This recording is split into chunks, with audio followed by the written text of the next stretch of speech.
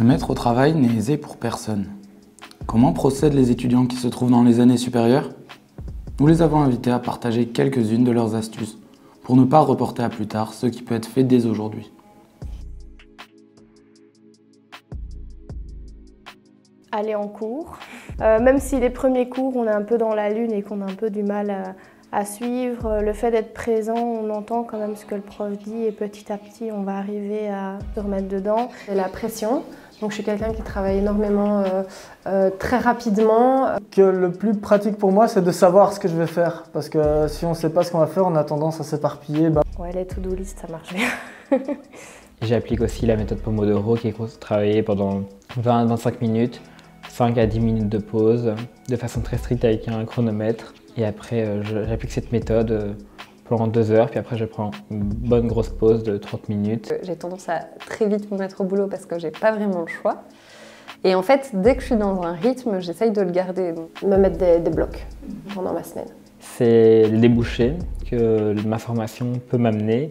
Donc je pense un petit peu à ce que je pourrais faire plus tard, un master complémentaire, travailler directement dans différents domaines. Les perspectives que je vais avoir dans le futur. Et je me raccroche toujours à ça en me disant que voilà, c'est mon objectif et il faut que je travaille pour y arriver. Il ne suffit pas de se mettre au travail. Encore faut-il y rester. Les études ne sont en fait pas comparables à un sprint, mais plutôt à une course de fond.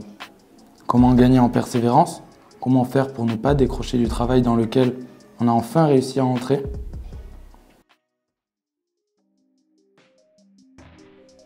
Je pense que la tentation la plus forte, c'est Netflix, les réseaux sociaux et autres. Mais justement, je pense que c'est important de leur laisser une place, et alors une place définie dans notre planning de la semaine. Passer du temps avec mes copines, mais justement, je le vois plus comme une récompense en fait. Je vois que sur mon ordinateur, j'ai reçu un mail, je me dis allez, je suis curieux, je vais aller voir qui m'a envoyé un mail.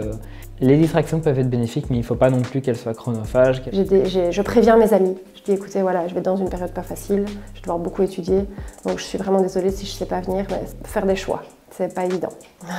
Avoir envie de manger, donc ça je fais hyper attention. Me déconnecter sur l'ordinateur. Alors c'est Facebook, clairement. C'est Facebook, je crois que je suis vraiment pas le seul. Le seul moyen que j'ai trouvé, c'est de le mettre hors de portée, c'est-à-dire que je vais le mettre un peu plus loin, voilà, et puis je peux plus l'avoir. Mon GSM, c'est terrible, c'est le diable. Là c'est gâcher du temps, donc je le cache toujours. Alors je mettais mon GSM en mode avion, je le mettais même pas dans la pièce où je me trouvais pour étudier, et je me disais ok, dans 2 heures, je pourrais y retoucher. Et de ton côté, qu'en est-il? Comme les étudiants l'ont régulièrement évoqué lors des différentes vidéos, ne reste pas seul. Partage tes expériences avec tes pairs et les conseillers du service d'aide à la réussite.